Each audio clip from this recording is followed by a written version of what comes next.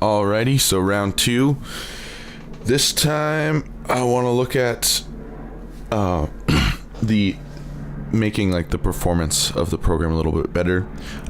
You have a little bit of performance that you can work on squeezing out of your own computer. If you go into like your computer's power options, you can tell the CPU to never throttle itself, things like that. CPU throttling is basically like trying to save power by reducing the power in the calculations going to, or coming out of the CPU. And while we're processing music, we actually don't want that to ever happen because it increases the chance that we're going to get clipping or some kind of clicking, any kind of issues in our music. So there are some things on your end, and it depends on what operating system and what type of computer you have. And I'm going to leave that up to you guys as far as investigating to see if your computer needs to be faster. But inside Reaper, I'll go ahead and talk to you a little bit about that. So let's go ahead and go into preferences. And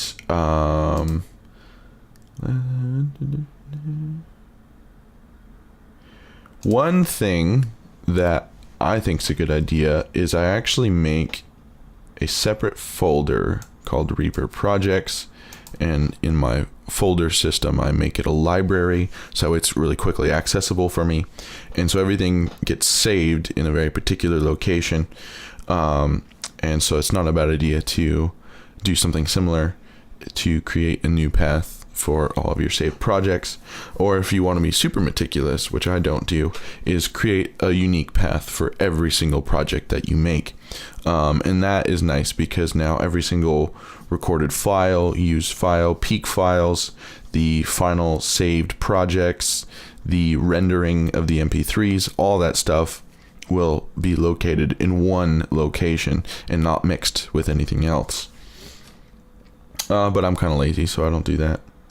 Going down to audio, I activate reduce CPU use of silent tracks during playback. So even if there are things going on in a track, but you have it silent, muted, or the fader turned all the way down to 0, it tells your computer, hey, you don't need to really calculate very much, which will save you some processing power. Do not process muted tracks. There we go. And I believe those are not activated when you initially get Reaper, so definitely do that. Device, we can't look at this because I'm currently recording, but I did save it to my desktop for you guys. Let me open up these 3 pictures for you.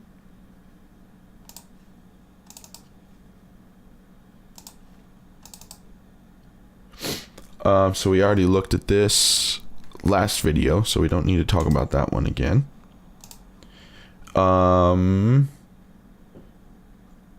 Audio, let's first do the other picture. So this one right here. So this is the ASIO system. We want to use that. Next, if you have a particular interface, then you're going to use the audio driver from that interface. Otherwise, you can just use the ASIO interface or the ASIO driver, which you can download and install on your computer if Reaper doesn't already have it. And that just basically is utilizing the audio that your computer has rather than an interface. Next, if you click on the configuration, this little thing over here will come up. I try to get this milliseconds to be as small as I can without hearing any clicking. The reason why it's important for me is I do a lot of live recording. So I'll be recording vocals, bass, guitar, and on very rare occasions, some drums. And for the listener, you need to be able to hear exactly what's happening at the right point in time. I can already feel a slight, minute little bit of lag at 3 milliseconds of time. But the further up you go, 5 milliseconds, I feel even more. 10 milliseconds, I can't even record. So I try to get this really small. Now, let's say you're not doing live recording, you're just doing remixes and things like this. Go ahead, make that huge, make it 10 milliseconds.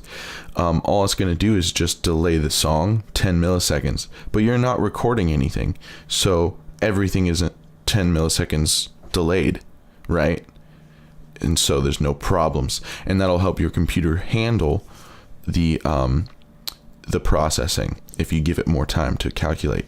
So for me, I need that time to be smaller. So I force my computer to have to calculate things faster. And luckily, I make up for that in the buffering settings. My buffering settings are pretty intense. There's actually, like, if I make like a change, it takes a half second before you actually hear the change happen. So let's say I record a guitar and then it's at like, -5 volume. And then I'm like, oh, it's not loud enough. And then I'll push it up and it'll take a half second before I actually hear the volume of the guitars go up. And the reason why you want to do this is because, once again, it helps your computer keep up with the calculations. If you don't have to do this, then no big deal. Don't do it.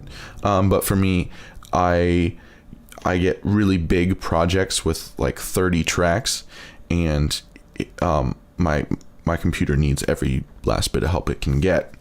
So right here, media buffer size, I made it 6,000, whereas the default is 12,000. And this is going to be the largest period of time that you'll notice there's like a delay from, and that's why. Thread priority highest, aggressive behavior. Leave the per take effects at 200. Anticipative FX processing. So basically, it's anticipating the calculations it's about to do, and so it prepares for it. And this will help your computer not make any clicking noises. Render ahead, 800 instead of 2, so this is close to a full second. Allow on tracks without effects, and then allow live effects multiprocessing on the number of virtual CPU cores that you have. So my computer has 2 physical cores, but it has 4 virtual. So I'm going to put 4 because that's how many my program interprets my computer's having. After that, our program will run faster and there won't be as much lag when we record. Next video, I will be beginning our first actual project, and we're going to be looking at taking a very old song and kind of tweaking some things on it, making it a little more easily heard, and just kind of a basic, so that way we can begin to understand how to navigate Reaper. All right.